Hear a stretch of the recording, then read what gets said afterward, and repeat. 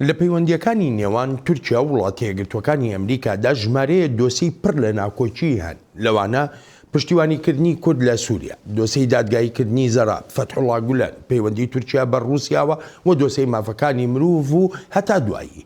هەر بۆیەشە وەک چاودێر دەڵێن لەوانەیە تورکیا قورسترین وێزگەی سەردانەکەی وەزیری دەرەوەی ئەمریکا بێ بۆ ڕۆژهەڵاتی ناوەڕاست.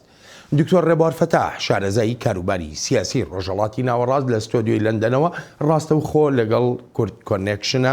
دکتۆر ڕێبوار سپاس بۆ ئامادەبوون و پرسیاری یەکەمیشم ئەمەیە، ئەم هەموو دۆسەی ناکۆچیانە کە هەن لە نێوان ئانکەرە و واشنگتندا پێت وایە ئەمریکا مل بدا بۆ داواکانی تورکیا بە تایبەتیش ئەوانەی سەبارەت بە کوردن لە سووریا؟ نەخێرە میانی ئەمریکا بەرژەوەندی نەتەوەی خۆی پارێزێت بە هیچ جۆرێک بۆ تورکیا بەرژەوەندی نەتەوەی خۆی ناخاتە ژێ پرسیارەوە، یعنی تورکیا بەڕاستی ئاسنی ساردا کوتێ. بەر لە چەند کاتژمێرێک وەزیری دەرەوەی وڵاتە یەکگرتووەکانی ئەمریکا لە ئانکەرە کۆنفرانسێکی ڕۆژنامەوانی هاوبەشی هەبوو لەگەڵ وەزیری دەرەوەی تورکیادا. لەو کۆنفرانسە یاخۆ ئەو کۆنفرانسە چی پێوتین؟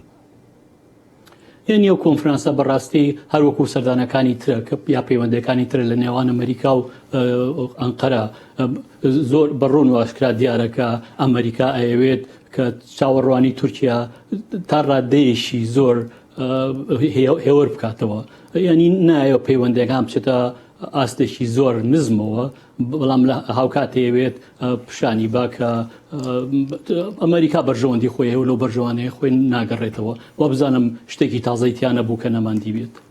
بەڵام پێشتر وەزیری دەرەوەی تورکیا ئاماژەی بەوە کردووە پەیوەندیەکان لە ئاستێکدایە کە یا ئەوە تا ئەبێ ساڕێژ ببنەوە یاوە تا بێت چارەسەر بکرێشتەکان یان ئەگاتە دابڕان. ڕەجەب تەیب ئەردۆغان سەرۆکی تورکیا زۆر بە ئاشکرایانە دەڵێ پێدەچێ ئەمریکا هێشتا شەقازلەیەکی دەوڵەتی عوسمانی بەرنەکەوت بێ یاقو نەیبینی بێ، ئەمە چ مانایەک دەگەیەنێ؟ بەڵێ ینی ڕزیب تەیب ئەردۆغان بەڕاستی هەموو قاوغێکی دیبلۆماسی شکانووە، زۆرتر ئەوانش بۆ بەکاربردننی ناو خۆن ئەیوە لە ناو تورکیا پیشانی بەکان پاڵەوانە، بەڵام ینی ئەو هەڕەشانە هەڕەشەی پوچن، ینی ئەگەر تورکیا خۆی دا ببرێت لە ئەمریکا بەرژەوەندی چیاتوانێت چی بکات؟ هیچی بۆ ناکرێ بەڕاستی.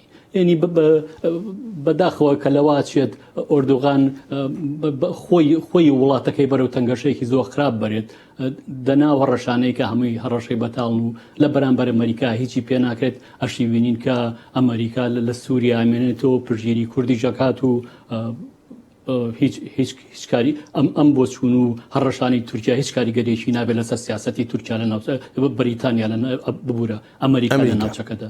بەڵێ باشە دکتۆر لێرەدا ڕۆڵی رووسیا چۆن؟ ینی پێ دوایە رووسیا متمانە بە تورکیا بکایە بە مانایەکی تر بەڕای جەنابێت جێک بۆ تورکیا هەیە لە هاوپەیمانێتی نێوان رووسیا و ئێراندا لەو ناوچەیە؟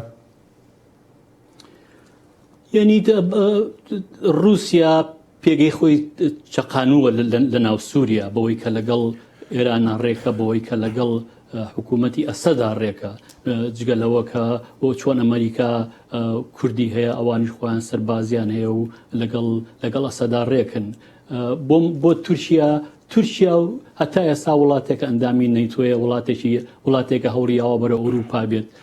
لەو هاوکێشانە ئەگەر بێ خۆی لە ئەمریکا داببڕێت و نەکەوێتە ژێرباری سیاسەتی ئەمریکاوە بە بۆچوونی من هیچ جێگەیشی نییە. جێگەی تورکیا ئەوەیە کە هەیە ئەندامی نەیتۆیە، ئەگەر ئەوێت بێ بەبەشێک لە هاوکێشەی رووسیا و ئێران و سووریا بەڕاستی هیچ جێگەیشی نامێنێتەوە لەو هاوکێشە نێودەوڵەتیە. دکتۆر لە سەروەختی دەوڵەتی عوسمانیەوە تا دەگاتە ئەمڕۆی تورکیا شتێکەیە لە تورکیادا پێدەگوترێ فۆبیای کورد یاخود ترس لە کورد. بەڕای جەنابێت فۆبیای کورد ئەمە ئەوەیە کە ئەو پەیوەندیانەی تورکیا لەگەڵ وڵاتانی بۆ نمونە وەکو ئەمریکا دەستنیشان دەکایە خوشتی تریشی هەیە؟